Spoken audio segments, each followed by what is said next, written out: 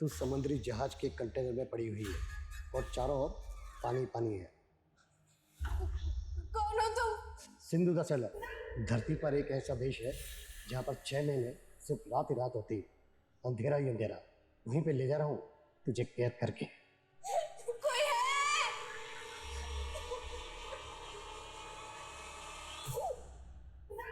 अगर तुम इस पिंजरे से आजाद होना चाहती हो तो तुम्हें उनको आजाद करना होगा, वरना मौत तुम्हें इस जिंदगी से आजाद कर देगी।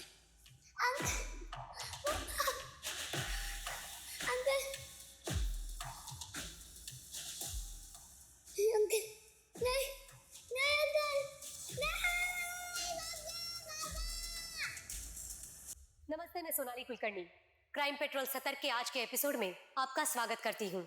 इंसानी दिमाग में जितनी सृजन की क्षमता है उतनी ही विध्वंस की भी है। अगर सोच सकारात्मक हो तो इंसान एक बेहतर दुनिया निर्माण कर सकता है, लेकिन स्वार्थ और लालच भरी सोच सिर्फ तबाही लाती है। सोच, ये देव और दानवों की जंग है। जगजीत है दानवों का गुरु शुक्राचार्य और उसकी बेटी अदिति है देवयानी। जैसे दानवों को छलने के लिए देवताओं ने देवयानी को छला था, इसी तरह तुझे अदिति से शादी करनी, उसके बाद उसकी सारी संपदा मेरी हो जाएगी। बस कीजिए पापा, आप लालच के इस खेल में अपने बेटे को मोहरा बना रहे हैं। मोहरा नहीं, प्यादा है तू। मेरा आदेश मानना ही पड़ेगा और इसमें तेरी लाइफ बर्बाद नहीं होने वाली। अदिति अच्छी लड़की है, तू तो उसे बचपन से जानता है। लेकिन दिव्या दीदी मुझसे बड़ी है ना, आपको उनकी शादी करानी चाहिए और आप मेरी शादी करानी। इनको मेरी फिक्र कहाँ है? इनको तो बस अपने खेल की बिसात बिछानी है। बस, कल लड़की वाले आ रहे हैं, समझाओ अपने बेटे को। और मैं ये शादी नहीं करूंगा, सुन रहे हैं आप?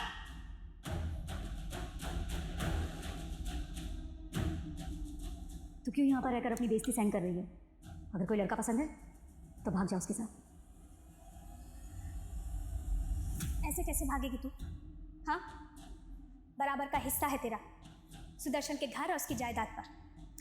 सुन, जब तक बंटवारा नहीं हो जाता तू वहीं जम के बैठी रहे। ऐसा करती हूँ मैं मर जाती हूँ जहर खा के, फिर मिल जाएगी ना शांति सबको। मरे तेरे दुश्मन, तू डर मत, मैं हूं ना तेरे साथ। हाँ, सिर्फ बंटवारे का हिस्सा बांटने के लिए। सबके सब मतलबी हैं, कोई भी नहीं समझ सकता मुझे।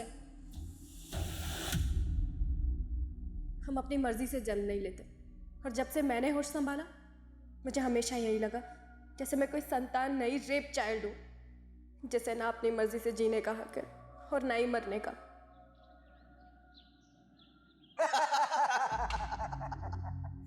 भाई, हक की लड़ाई लड़ते लड़ते दुश्मन से अब समधी बन रहे हैं, और मैं सिर्फ मेरी बेटी के लिए झुका हूं, वरना वो जमीन तुझे कभी नहीं देता।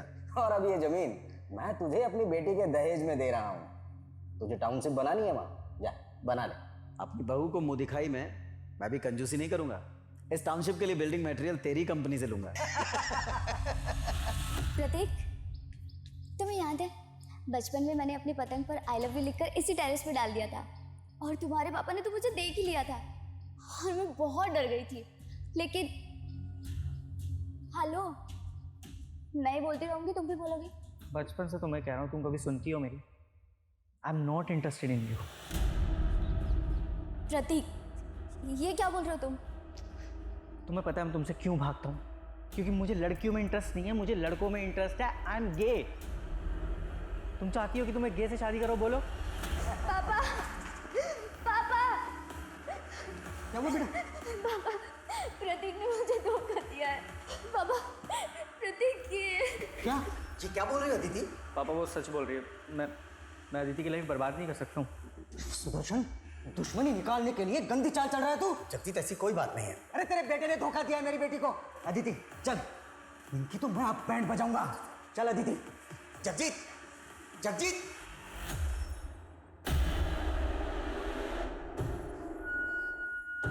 नाक डुबो दी तूने मेरी। पापा बस कीजिए, डुबोया हमने नहीं, आपने डुबोया। बीच में बोली तो काट डालूंगा। कौन है वो जिसके साथ रास रचा रहा है तू? आज के आज खत्म कर दूंगा उससे मैं।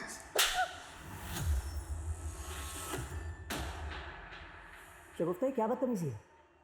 बीवी को ऐसी बदतमीजी करने का पूरा हक होता है डॉक्टर शादा। जब देखो बस बुक्स, क्लिनिक, इसी में बिजी रहते हो। मेरे लिए तो टाइम ही नहीं है ना तुम्हारे पास। ओए, नाराज हो क्या? शगुफ्ता मुझे अकेला छोड़ दो प्लीज। क्या? हाँ, तो प्रॉब्लम क्या है तुम्हारी? जब देखो मुझसे दूर भागते रहते हो। कहीं कोई अफेयर तो नहीं चल रहा है ना तुम्हारा? दिमाग खराब हो गया क्या तुम्हारा?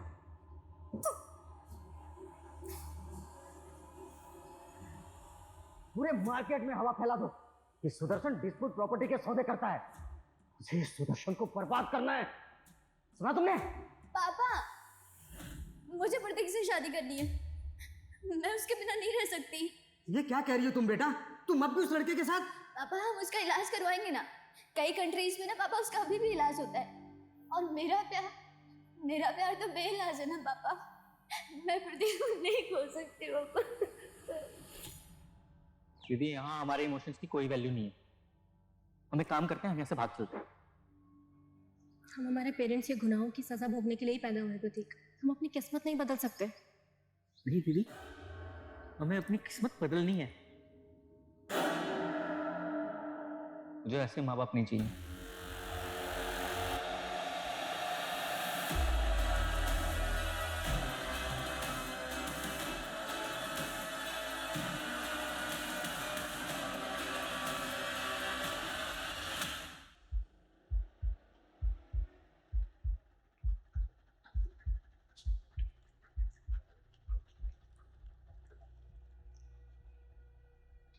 सर, पिछले 4 दिन से मेरी बेटी का कुछ पता नहीं चल रहा है। ये उसकी फोटो, ये है मेरी बेटी दिव्या।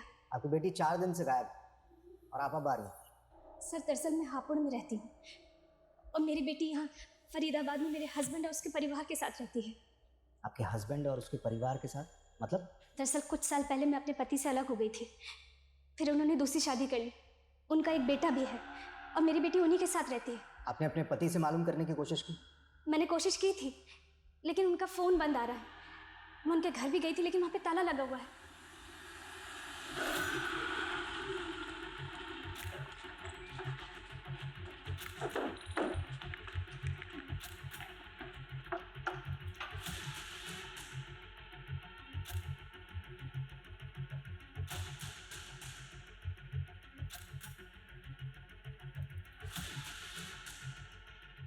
सर, अंदर कोई नहीं।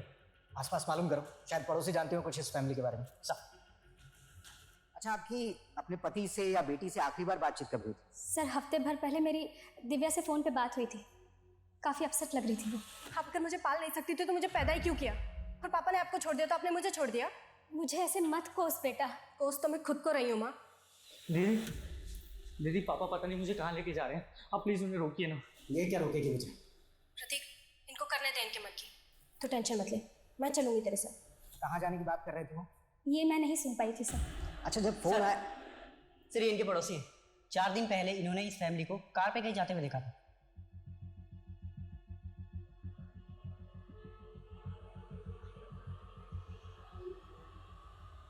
अच्छा, इस फैमिली के पास जो कार्स थी, आप उसके नंबर जानती हैं? नहीं सर, नंबर तो नहीं मालूम, लेकिन हाँ, मेरे पति के पास 2 कार है, एक उनकी और एक उनके बेटे की। तो सुदर्शन और उसके बेटे की कार का नंबर मालूम करो और साथ ही फैमिली के सारे मेंबर्स के सीडीआर निकालो। मालूम करो कि इनके फोन कब और कहाँ बंद हुए थे। पापा, आप क्या पढ़ रहे हो? आपको क्यों जानना है कि पापा क्या पढ़ रहे हैं? आप मुझे ये बताओ कि क्या आपने अलादीन की कहानी पढ़ी? अलादीन? हाँ, अरे तुम्हारी दादी मुझे सुनाया करती थी। एक अलादीन था, उसका जादुई चिराग था, चिराग को घिसो प्रकट हो गया जी। जो हुक्म मेरे आका।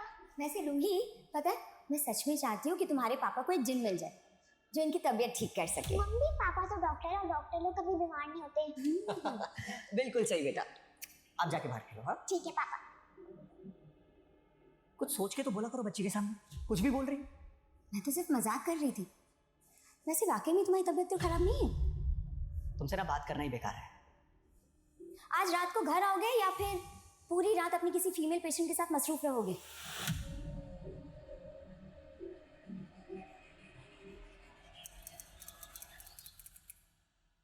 गाड़ी को अच्छे से चेक करो, देखो कुछ मिलता है क्या।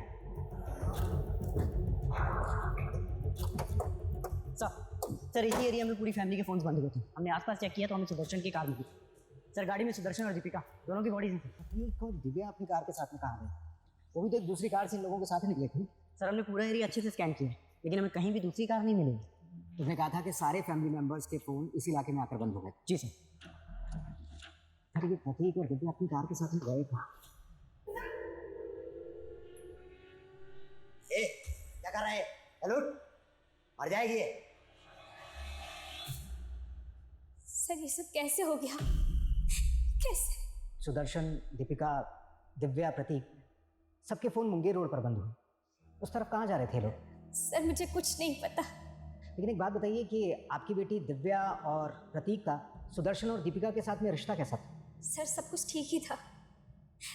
मुझे सिर्फ इतना मालूम है कि प्रतीक की शादी करने वाले थे सुदर्शन, लेकिन प्रतीक उस रिश्ते से खुश नहीं था। किससे होने वाला था रिश्ता? सुदर्शन के एक पुराने दोस्त हैं जगजीत, उन्हीं की बेटी से प्रतीक के रिश्ते की बात चल रही थी। सिर्फ 15,000?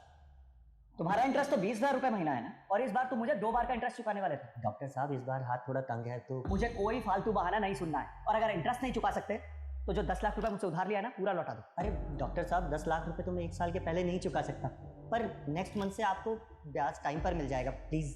अगर नहीं मिला ना तो मुझे उंगली टेढ़ी करनी आती है। डॉक्टर साहब मेरी बेटी की अचानक तबीयत बिगड़ गई, मेहरबानी करके आप घर चलिए। अरे गोविंद, तुम्हारी बेटी की तबीयत खराब है तो उसे अस्पताल लेके जाओ, मैं घर पे विजिट नहीं करता हूँ। डॉक्टर साहब अस्पताल के माहौल से मेरी बेटी को डर लगता है। ठीक है।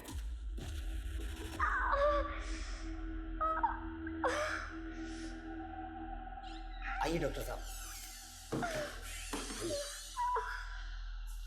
क्या हुआ इन्हें? वो पेट में दर्द है। ठीक है मैं देख लेता हूँ।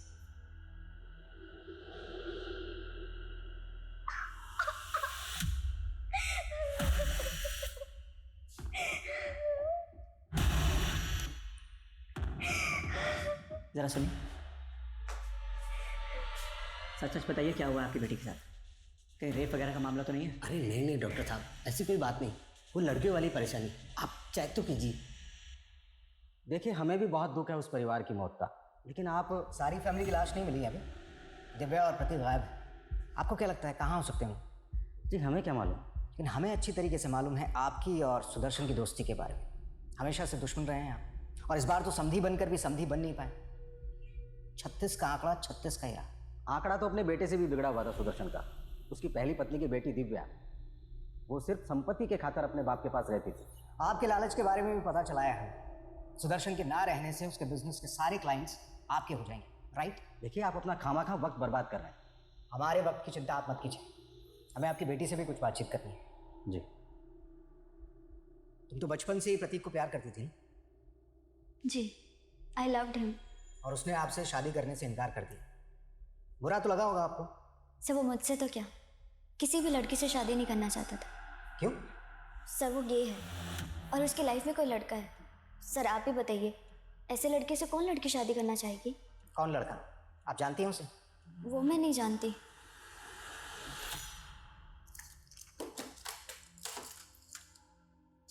ये दवाई दे देना, दिन में 2 बार खाने के बाद, 1 हफ्ता आराम कर लेना। डॉक्टर साहब आपकी बड़ी मेहरबानी जो आपने मेरी बेटी को देखा। आपकी फीस?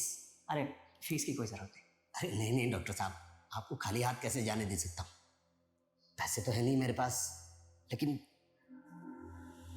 आप ये रख लीजिए।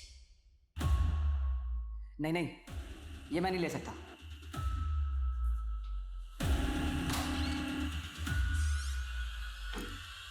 सर जगजीत की बेटी जरूर कोई कहानी बना रही है। प्रतीक ऐसा हो ही नहीं सकता। आप प्रतीक को इतने करीब से कैसे जानती हैं? मेरी बेटी उन्हीं के साथ रहती थी सर। अगर ऐसा कुछ होता तो वो मुझे जरूर बताती। तो आप अपनी बेटी को भी अच्छी तरीके से जानती हो। उसका कोई बॉयफ्रेंड वगैरह? नहीं सर। अच्छा, मेरे हिसाब से तो दिव्या की उम्र प्रतीक से थोड़ी ज़्यादा है। उस हिसाब से तो आपके पति को प्रतीक से पहले दिव्या की शादी के बारे में सोचना चाहिए था।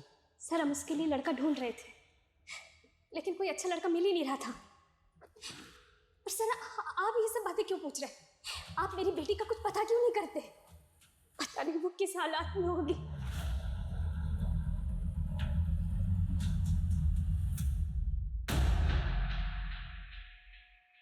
शगुफ्ता, मैं जानता हूँ तुम्हें मुझसे बहुत सी शिकायतें रहेंगी, लेकिन शायद ये तकदीर का खेल है कि हम लोग चाह के भी एक दूसरे के करीब नहीं आ पाते। ये अचानक क्या हो गया आपको? इतनी अजीब सी बातें कर रहे हैं। शगुफ्ता, मैं हमारी हैप्पी मैरिड लाइफ और इस घर की खुशहाली वापस लाना चाहता हूँ। एंड आई एम श्योर हम दोनों मिल के ये सब कर सकते हैं। वाह पापा, ये आप मेरे लिए लाए हैं। ये क्या सच्ची वाला अलादीन का चिराग है? हाँ बेटा। कितना सुंदर है पापा। सर, पोस्टमार्टम रिपोर्ट के मुताबिक सुदर्शन और दीपिका की दोनों की हत्या उसी वक्त की गई थी जिस वक्त सभी फैमिली मेंबर्स के फोन मंगेर में बंद हुए थे, और उसी एरिया में उन लोगों की लाशें मिली। और उस दिन सुबह पूरा परिवार एक साथ कहीं बाहर निकला था। सर, वो लोग कहाँ जा रहे थे इस बात का तो कोई आइडिया नहीं है। और ये प्रतीक और दिव्या, ये दोनों कहाँ गायब हो गए ये भी नहीं पता चल रहा। अच्छा, लव अफेयर के एंगल में कुछ मिला? सर, दिव्या के कॉल रिकॉर्ड्स में तो ऐसा कुछ नहीं मिला। और सर, अदिति ने हमें बताया था कि प्रतीक होमोसेक्सुअल है। प्रतीक के कॉल रिकॉर्ड में ये अमर नाम के लड़के का नंबर मिला है। सर, प्रतीक और अमर दोनों क्लासमेट थे और दोनों फ़ोन पे काफ़ी टच में थे। और प्रतीक को आखिरी कॉल भी अमर ने ही किया था। सर, कम सर नगमा नाम की एक एनआरआई लेडी आई है। उसने लंदन से दिल्ली एयरपोर्ट पे आज ही लैंड किया है। उसका कहना है कि उसका भाई यहाँ कानपुर में रहता है और पिछले 15 दिन से उसका फ़ोन बंद है और उसे अपने भाई का एड्रेस भी नहीं मालूम। सर, इसी सिलसिले में वो आपसे मिलना चाहती है। ठीक है, बोलो। सर, ये मेरा भाई है, डॉक्टर शादाब खान। सही कानपुर में ही कहीं रहता है। मैं पिछले 15 साल से लंदन रह रही हूँ, पर भाई मुझसे डेली फ़ोन पर बातें किया करता था। सर, पिछले 15 दिन से मेरे भाई का फ़ोन स्विच ऑफ आ रहा है। इसी फिक्र से मैं इंडिया आई हूँ। मुझे कुछ ठीक नहीं लग रहा है सर। ये यहाँ कानपुर में अकेले रहते हैं? सर, इसकी वाइफ और बच्ची इसके साथ रहती थी और ये यहाँ पर किसी बड़े हॉस्पिटल के अंदर प्रैक्टिस कर रहा है। कौन सा हॉस्पिटल में? सर, हॉस्पिटल का नेम तो मुझे नहीं मालूम, पर सर मुझे कुछ ठीक नहीं लग रहा है। Please find him sir. Don't worry, पता चल जाएगा। जिस नंबर से आपकी बात होती थी इनसे, वो नंबर बताइए। देखते हैं वो नंबर कौन से एड्रेस पर रजिस्टर्ड है। ठीक है हिमांशु, नंबर लें से आप इनके साथ जाइए। सर, मैं सच कह रहा हूँ, मैंने कुछ नहीं किया। आपसे किसने कहा? सर, मेरे और प्रतीक के बीच में ऐसा वैसा कोई रिश्ता नहीं था और ना ही प्रतीक गे है। वो तो उसने झूठ बोला था दीदी से पीछा छुड़ाने के लिए। उसने झूठ बोला था, तू हमसे झूठ बोल रहा है। बोल, कहाँ पर है प्रतीक और दिव्या? सर, मैं सच कह रहा हूँ, मुझे नहीं मालूम। प्रतीक का फोन बंद होने से पहले आखिरी बार तूने उसको कॉल किया था। बता, क्या प्लानिंग चल रही है तुम्हारी? सर, हमारी कोई प्लानिंग नहीं चल रही थी। असल में प्लानिंग उसके पापा की चल रही थी। मेरे पापा पता नहीं मुझे कहाँ लेके जा रहे हैं। अरे मुझे तो डर ये लग रहा है कि कहीं वो मेरे और अदिति के फेरे ना करवा दे। वो रिश्ता तो टूट गया था। नहीं सर, अदिति को झूठ बोलने का भी कोई फायदा नहीं हुआ। वो बावजूद उसके प्रतीक से शादी करना चाहती थी। लड़की पागल थी सर प्रतीक के लिए, और प्रतीक के पापा उनको फायदे के सिवा और कुछ नहीं दिखता था। और अदिति के पापा, वो अदिति की खुशी के लिए कुछ भी कर सकते हैं। अदिति, कहाँ जा रही हो तुम? पापा, वो मैं कहीं जाने की जरूरत नहीं है। कुछ दिनों के लिए घर के भीतर रहो। चलो अंदर।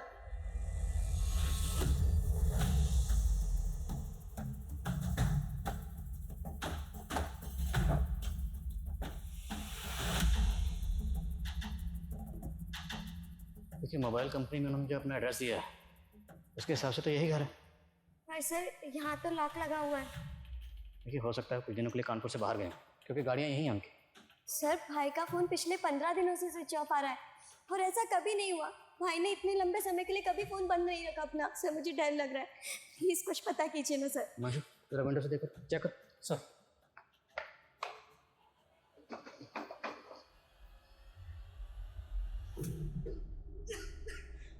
सर,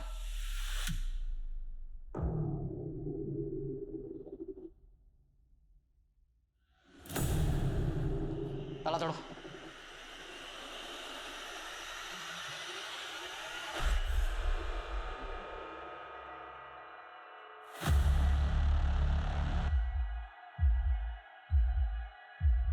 सर, बॉडीज डिकम्पोज हो चुकी हैं। इनके डीएनए की प्रोफाइलिंग करनी पड़ेगी।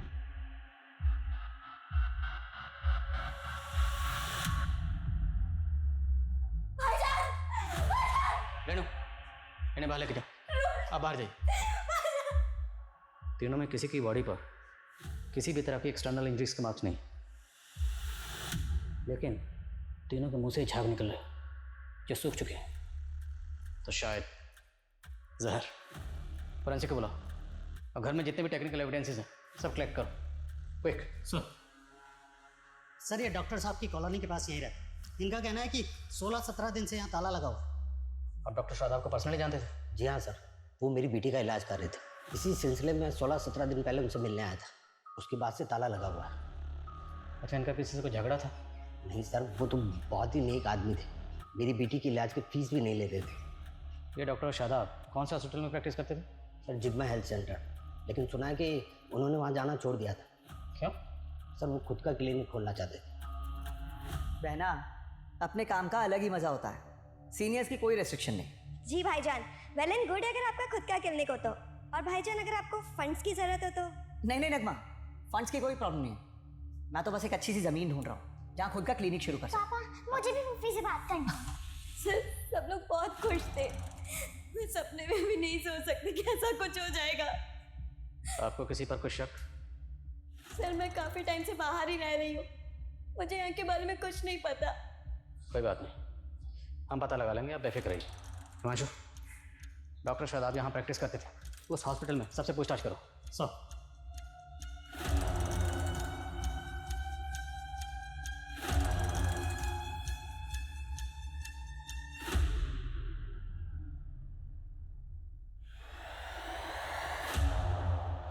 सर डॉक्टर शादाब के घर के बाहर जो कार खड़ी थी उनमें से एक कार शादाब के नाम पर है और दूसरी कार ये नीरज सिंह के नाम पर रजिस्टर्ड है। सर मैंने शादाब की बहन से भी पता किया, वो इस नीरज को नहीं जानती है। मैं इसके घर भी गया था सर, इसका घर बंद पड़ा है।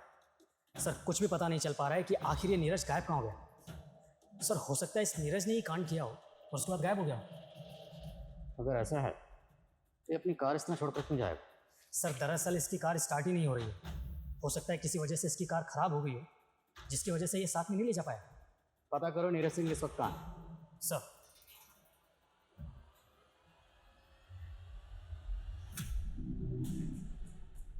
हमें लग रहा था सुदर्शन और दीपिका की हत्या का मोटिव प्रतीक से जुड़ा हुआ होगा, लेकिन प्रतीक का तो मर्डर हो गया। तो क्या केस का एंगल दिव्या के गायब होने से जुड़ा हुआ है?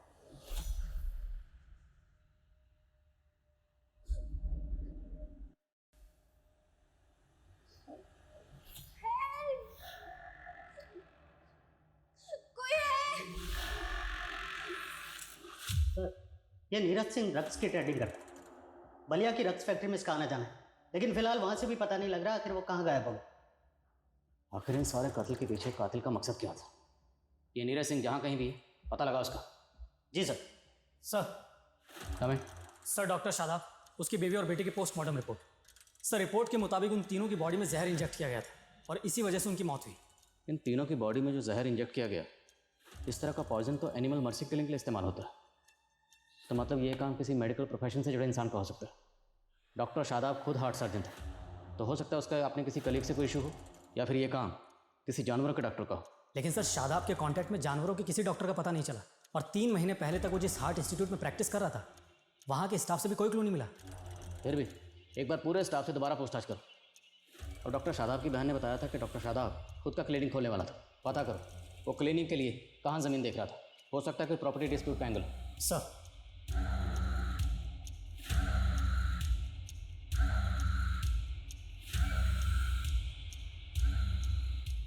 हेलो दिव्या, कहाँ है तू? हाँ हाँ ठीक, ओके सर। भेजो मत। सर शादाब ने कोई ज़मीन खरीदी थी, उसकी तो कोई डिटेल नहीं मिली है, लेकिन उसके घर से एक एमओयू मिला है। सर 2 महीने पहले शादाब ने उन्नाव में अपनी एक पुश्तैनी ज़मीन बेची थी, डील करीब 6 करोड़ में हुई थी। 6 करोड़? हाँ सर।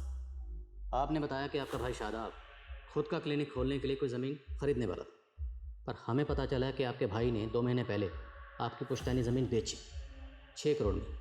अब पुश्तैनी ज़मीन थी तो जाहिर सी बात है उस ज़मीन पर मालिकाना हक तो आपका भी था, तो आपको उस डील के बारे में कुछ ना कुछ तो पता होगा, और उस 6 करोड़ में से कुछ ना कुछ आपको मिला होगा। नो सर, इनफैक्ट हम लोग काफ़ी टाइम से ट्राई कर रहे थे वो प्रॉपर्टी सेल करने की, पर भाई ने कहा कि वो प्रॉपर्टी सेल हो ही नहीं रही है। लगभग इन दिनों प्रॉपर्टी रेट्स तो बहुत डाउन चल रहे हैं, 4 CR से ऊपर कोई प्राइस बोल ही नहीं रहा। आप लक्ष्मण चौधरी को जानती हैं? कौन लक्ष्मण चौधरी? लक्ष्मण चौधरी ने ही आपके भाई से 6 करोड़ में आपकी पुश्तैनी ज़मीन खरीदी। No sir, sir I think ज़रूर मेरे भाई के साथ कोई फ्रॉड हुआ है। सर मेरा यकीन कीजिए, मुझे दिव्या के नंबर से कॉल ज़रूर आया था, लेकिन वो कॉल दिव्या ने नहीं किया था। अच्छा, अब आप बोलेंगी किसी ने आपकी बेटी के नाम पर फिरौती मांगी आपसे? नहीं सर, दूसरी तरफ से कोई आवाज़ ही नहीं आ रही थी। हेलो बेटा, कहाँ है तू? हेलो दिव्या का फ़ोन करनाल में ऑन हुआ था। अब सच सच बताइए, कहाँ छुपा रखा है अपनी बेटी को करनाल में? यहाँ मैं अपनी बेटी के लिए परेशान हो रहा हूँ। बस, बहुत ड्रामा हो गया आपका। आपकी और आपकी बेटी की नज़र थी सुदर्शन के घर जायदाद पर। आपकी बेटी कहाँ गायब हो गई? मेरी बेटी किसी मुसीबत में है सर। मुसीबत में अब आप फंसोगी। ऐसी चार्जशीट लगाऊंगा ना, कभी बाहर नहीं निकल पाओगे। बताओ कहाँ पर है दिव्या? आप मुझ पर जुल्म कर रहे हैं सर। ऐसे सच नहीं बोलोगी तुम। पूजा,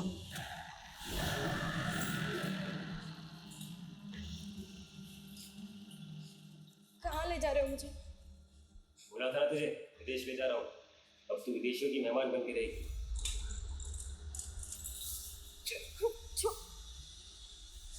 ये दीदी साहब, पेमेंट करते वक्त पूरा वीडियो रिकॉर्ड किया है मैंने।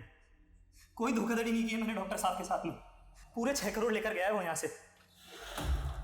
सर शादाब के घर में तो हमें 6 करोड़ रुपए मिले ही नहीं, तो इसका मतलब शादाब और उसकी फैमिली का मर्डर ही नहीं बल्कि 6 करोड़ की लूट भी हुई है। यार तुम उसकी रिकॉर्डिंग पे मत जाओ। ये लक्ष्मण चौधरी जैसे लोग बड़े टेढ़े होते हैं, एक हाथ से पैसे देते हैं, दूसरे हाथ से वसूली कर लेते हैं। पता कर जिस दिन कत्ल हुआ उस दिन ये लक्ष्मण कहाँ था। और हाँ, ये भी पता कर इसका नीरज से कोई ताल्लुक है या नहीं। Sir excuse me sir. Hello,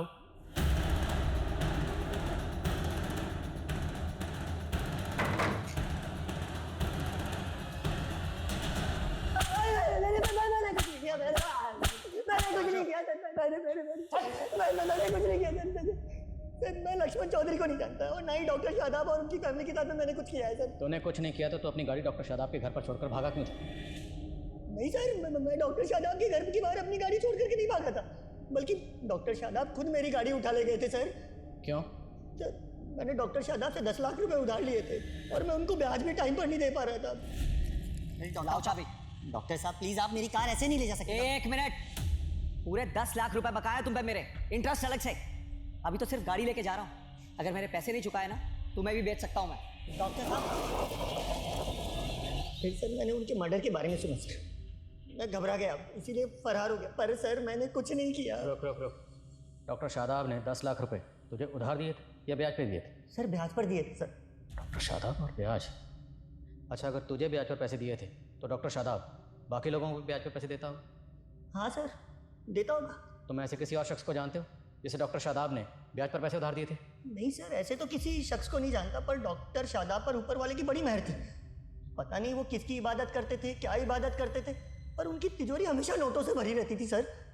इबादत? जी सर। कैसी इबादत? सर ये तो मुझे नहीं पता, पर एक बार मैं डॉक्टर शादाब के घर ब्याज के पैसे देने गया था, तब उनकी फैमिली अजीब सी हरकतें कर रही थी, तभी मैंने देखा था। मुझे अजीब सा लगा सर। अक्कड़ बक्कड़ तौबा रहम मुस्तम मुस्तम बिल्बिल कम, अक्कड़ बक्कड़ तौबा रहम मुस्तम। मुझे देखते ही डॉक्टर शादाब ने उस चिराग को कपड़े से ढक दिया। पता नहीं उन्होंने ऐसा क्यों किया। ये चिराग एग्जैक्टली डेड बॉडीज के पास रखा हुआ था। कहीं ऐसा तो नहीं कि फैमिली किसी तिलिस्मी जादू करने वाले बाबा के जंगल में फंसी हुई थी? लेकिन सर कोई ऐसा बाबा ऐसे जहर के इस्तेमाल से उन्हें क्यों मारेगा जो एनिमल्स की मर्सी किलिंग में इस्तेमाल होता है? और फॉरेंसिक को घर में अननोन फिंगर के प्रिंट्स भी नहीं मिले थे और सिरिंज शादाब के हाथ में मिली थी। सर हो सकता है लूट फरेब की हताशा में फैमिली ने मिलकर सुसाइड किया हो। नहीं माशू, इस केस की तय में जाए बिना हम इस केस को ऐसे सुसाइड केस नहीं मान सकते। इस केस में कुछ ना कुछ तो ऐसा ज़रूर है जो हम मिस कर रहे हैं। सर फॉरेंसिक ने डॉक्टर शादाब, उसकी बीवी और उसकी बेटी के डीएनए की प्रोफाइलिंग की तो पता चला है कि सर डॉक्टर शादाब और उसकी बेटी का डीएनए मैच नहीं करता। व्हाट? मतलब तो भी डॉक्टर शादाब की अपनी बेटी नहीं है? नहीं सर, मैं मान ही नहीं सकती कि रूही शादाब भाई की बेटी नहीं थी। पर डीएनए रिपोर्ट तो यही कहती है। अब डीएनए रिपोर्ट तो झूठ नहीं बोल सकती। देखिए, हम इस केस की तहकीकात कर रहे हैं और जब हम तहकीकात करते हैं तो हम हर एंगल टटोलते हैं। तो मुमकिन है कि आपकी भाभी शगुफ्ता का कोई पास्ट रहा, कोई माजी रहा और... नहीं सर, ऐसा नहीं हो सकता। ऐसा भी तो हो सकता है ना कि शादाब भाई ही बाप ना बन सकते हो, इसी वजह से शगुफ्ता भाभी IVF के थ्रू प्रेग्नेंट हुई हो। आजकल तो ये सब कॉमन है सर।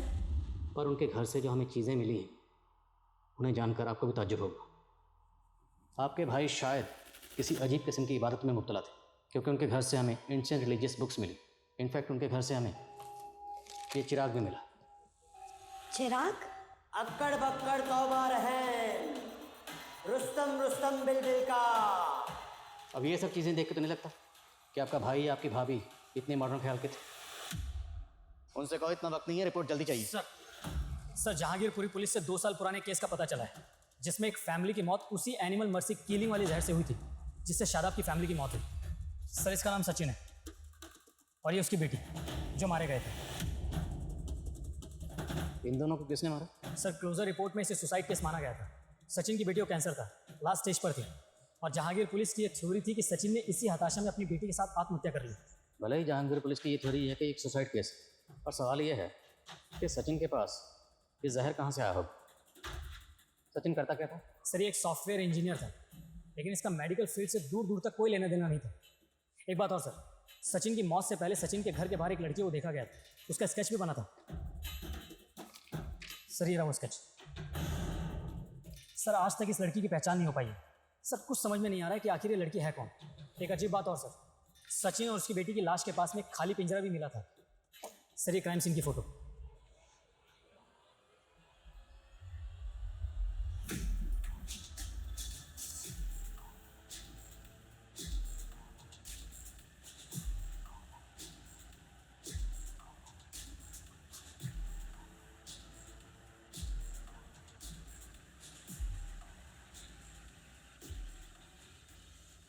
और सर जहांगीरपुरी पुलिस से पता चला है कि मौत से कुछ दिन पहले तक पड़ोसियों ने इस पिंजरे में 4 कबूतर देखे थे।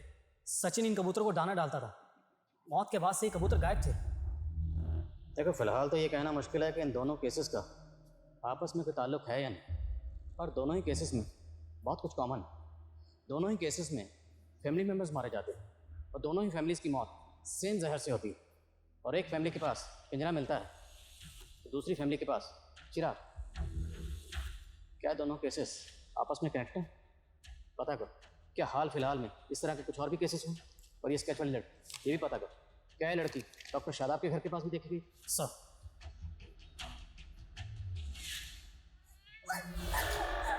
छोड़ दो मुझे, छोड़ दो मेरा बच्चा, मेरी जिंदगी का बर्बाद कर दी, मेरे बच्चे को तो छोड़ दो, छोड़ो मुझे, छोड़ो।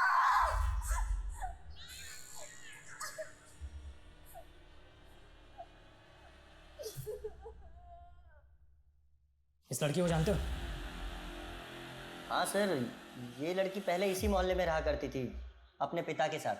और सर डॉक्टर शादाब के घर इसके पिता का आना जाना भी था। अच्छा कहाँ रहते थे ये दोनों?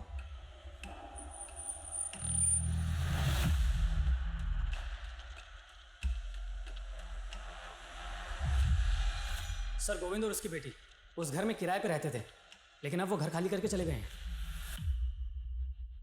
ये तो वही आदमी है ना जिसने हमें बयान दिया था। अब डॉक्टर शादाब को पर्सनली जानते थे? जी हाँ सर, वो मेरी बेटी का इलाज कर रहे थे। हाँ सर, सर ज़रूर पहुँचे हुए लोग लगते हैं। और इनके एग्रीमेंट में जो नेटिव एड्रेस लिखा है वो भी फेक है। मुझे लगता है दोनों बाप बेटी बहुत बड़े फ्रॉड है। इन दोनों ने मिलकर सचिन दोनों के लिए लुकआउट नोटिस जारी करवाओ और पता लगाओ क्या इन दोनों का कोई क्रिमिनल रिकॉर्ड है। और ये रिसेंटली यहाँ से भागे, तो रेलवे स्टेशन, बस स्टैंड, सब जगह पता लगाओ, फाइंड आउट कि यहाँ से भाग कर या आखिर कहाँ गए। सर कोई कॉम्प्लिकेशंस नहीं होंगे अरुण, सिंपल सा प्रोसेस है। तुम एरा से शादी कर लेना, फिर तुम्हें यूएस का ग्रीन कार्ड मिल जाएगा।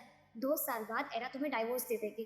और वैसे भी एरा से तुम्हारी चैटिंग हम करवा चुके हैं। वो सब तो ठीक है, लेकिन ईरा से शादी करने के लिए तो यूएस जाना होगा और यूएस का तो टूरिस्ट वीज़ा भी बहुत मुश्किल से लगता है। उसका भी सोल्यूशन है हमारे पास। एरा इंडिया आके शादी करेगी, लेकिन उसके लिए वो एक्स्ट्रा चार्ज करेगी। 25 लाख देते रहा हूँ, और कितना लगेगा? 30 लाख, वो भी एडवांस में। तभी एरा इंडिया लैंड करेगी। Sir come in. सर गोविंद की बेटी का एयरपोर्ट से क्लू मिला। ये गोविंद की बेटी 4 दिन पहले एयरपोर्ट पे देखी गई, वो भी एकदम बदले रूप में। ये देखिए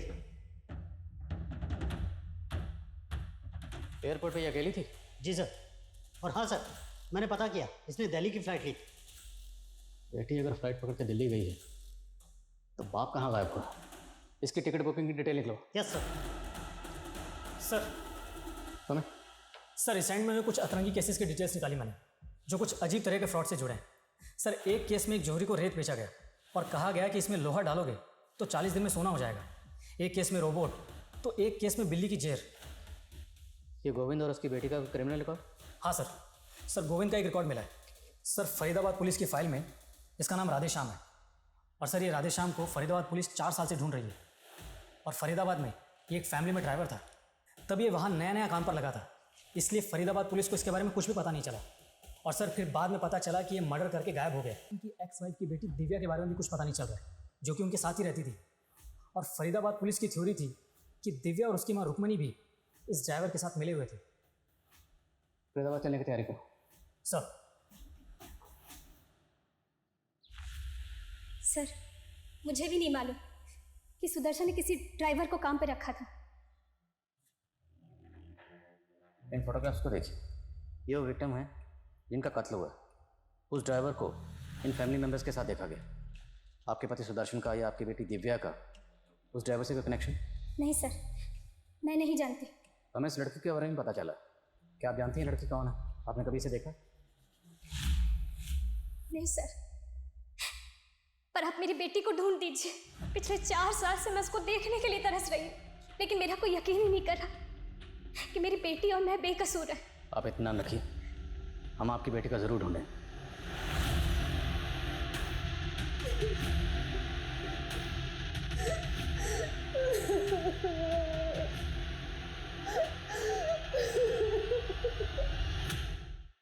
सर ये गोविंद की बेटी का टिकट किसी अरुण नाम के आदमी के क्रेडिट कार्ड से बुक है। ये अरुण दिल्ली का रहने वाला है और इसके क्रेडिट कार्ड से लिंक्ड एक मोबाइल नंबर भी मिला। इस अरुण का नंबर ट्रैक करो, क्विक। जी सर। ये लो तुम्हारे 30 लाख रुपए। और परसों के परसों शादी करके मुझे यूएस निकलना है ईरा के साथ। डोंट वरी, एरा कल शाम तक आ जाएगी इंडिया। सोच लो कि तुम्हें ग्रीन कार्ड मिल गया यूएस का।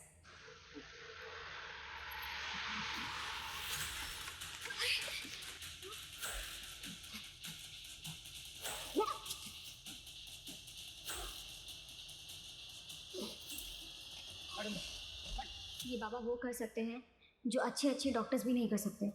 तेरी बेटी पर मौत का बुरा साया मंडरा रहा है और उसके लिए तुझे 4 अनोखे कबूतर खरीदने होंगे। उन कबूतरों में तेरी बेटी का बुरा साया आ जाएगा, फिर उन कबूतरों को उड़ा देना। अगर मौत के पिंजरे से बचना चाहता है तो उन कबूतरों को उड़ाना होगा। फिर हमने सचिन को 7 लाख रुपए में कबूतर बेच दिए और बोला कि ये अनोखे कबूतर है। फिर छोटा कर्मकांड करके उसी से वो कबूतर उड़वा दिए, लेकिन उसकी बच्ची पर कोई असर ही नहीं हुआ। हम लोग वहाँ से भागने वाले थे, तभी उसने हमको देख लिया और बोला कि हमें अंदर करवा देगा। हमने उसे और एक झांसा दिया, कहा कि अगर उस पिंजरे में फिर से टोटका करेंगे तो उसकी बेटी बच जाएगी। वो मान गया। हम उसके घर पहुँच गए और दोनों बाप बेटी को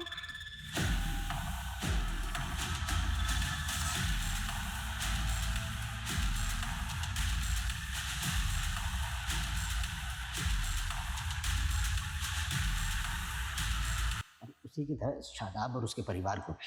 मुझे पता लगा कि शादाब को पुरानी किताबें पढ़ने का शौक है, इसीलिए उसे झांसे में लेने के लिए हम लोग उसके पड़ोसी बन गए। डॉक्टर साहब, आज तो आपको गिन्नी लेनी ही पड़ेगी। एक बात बताओ, तुम तो कहते हो कि तुम गरीब आदमी हो, फिर इतनी सोने की गिन्नियाँ लाते कहाँ से हो?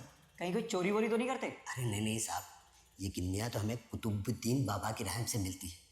उनके पास अलादीन का चिराग है, जिनसे वो जो भी मांगते हैं उन्हें मिल जाता है और वो हम गरीबों में बांट देते हैं। अलादीन का चिराग? जिन अक्कड़ बक्कड़ तौबा रहम, रुस्तम रुस्तम बिलबिल का।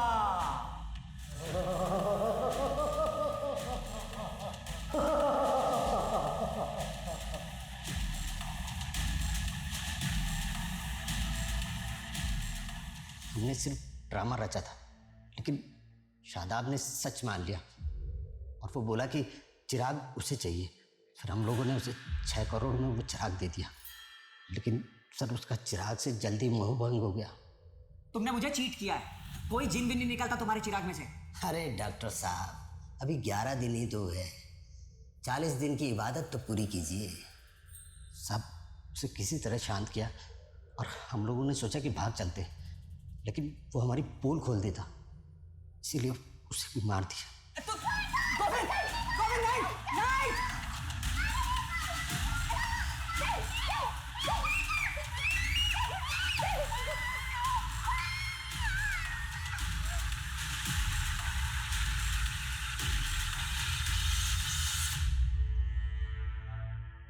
तुम लोग वो जहर कहाँ से लाते थे? वो सर एक बार जानवरों के डॉक्टर को ठगा था, वहीं से इंतजाम हो गया था। 4 साल पहले सुदर्शन और उसकी फैमिली को भी इसी तरह से तुम लोगों ने? नहीं साहब, उस वक्त तो हम लोग कच्चे थे, लेकिन जालसाजी तब भी करते थे। सब मुझे पता लगा कि सुदर्शन का बेटा गे था। मुझे प्रतीक से शादी करनी है, मैं उसके बिना नहीं रह सकती। पापा हम उसका इलाज करवाएंगे ना, कई कंट्रीज में ना पापा उसका अभी भी इलाज होता है। मैंने इसी चीज़ का फ़ायदा उठाकर उसे बाबा जी के बारे में बताया। बोला ऐसी पूजा कर देंगे कि आपका बेटा बिल्कुल ठीक हो जाएगा, वो गे नहीं रहेगा। हमने भोला को बाबा बनाकर सुदर्शन से मिला दिया और बोला कि पूजा के लिए 2.5 लाख रुपए लगेंगे। और सर उस दिन जब हम पूजा के लिए जा रहे थे तो मैंने रास्ते में गाड़ी रोकी और 2.5 लाख रुपए के लिए सबको मार डाला। क्या हुआ? गाड़ी क्यों रोक दी?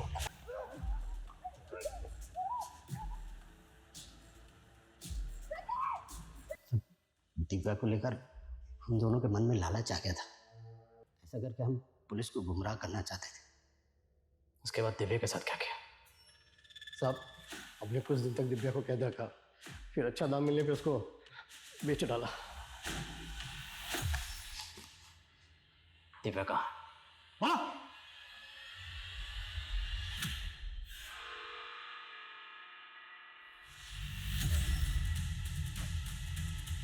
लेके जा से। आप ठीक हैं? सर मेरा बच्चा। वो आप आइए हमारे साथ, आइए। रेनो आइए, चलिए चलिए।